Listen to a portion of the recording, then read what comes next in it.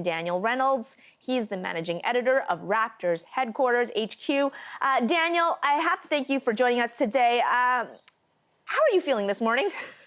Well, it's a bit of a bittersweet morning, to be sure. Not the way I wanted to wake up, I must admit.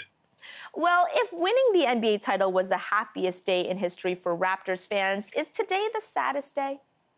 I don't know if it's the saddest day. It's definitely one of the more disappointing days. I mean, the Raptors have been through some real hard times in terms of where the franchise has been. So, I mean, it's hard to say it's sad when, we did win the title recently, but, it felt like it was going to go a different way. So it is it's of a piece of the Raptors fandom where it just doesn't work out the way we want. What did you expect to happen?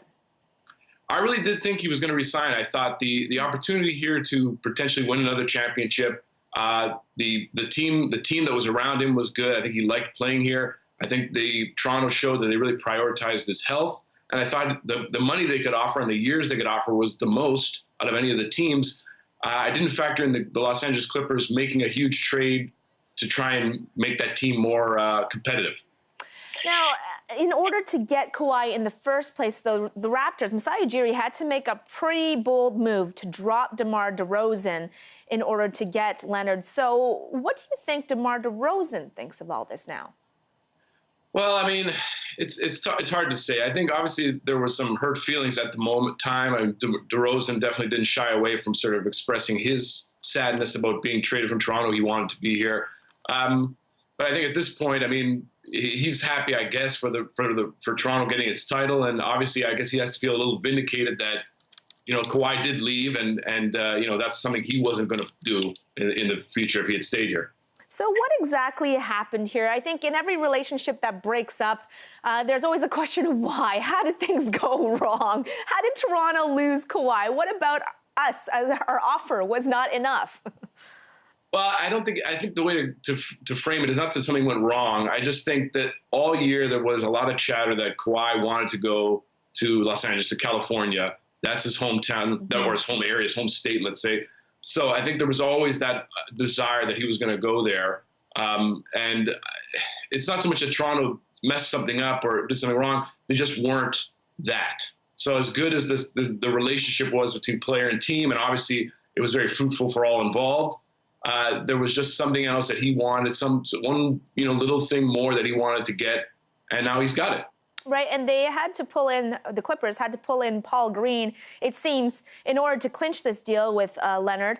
Paul Green, another all-star. The Clippers really giving up a lot, and from my understanding, perhaps the most of any team so far in the NBA, to get this deal done. What did they have to do? So it's Paul George you're talking about. He's on the Oklahoma City Thunder.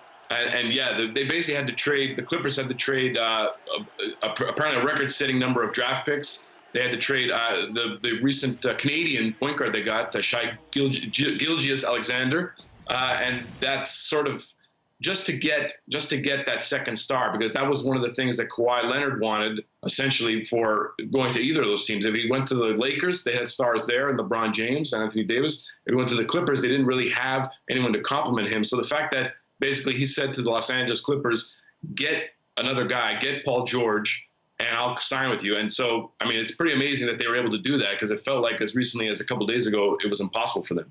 All right, so Paul George, Kawhi Leonard on one team. You got the Lakers, who also seem to have a pretty stacked team. Where does that leave the Raptors next year? Well, they are obviously still a good team. They still got Kyle Lowry, still got Pascal Siakam. Marc Gasol is coming back for another year. They lost Danny Green. He is going to the Lakers.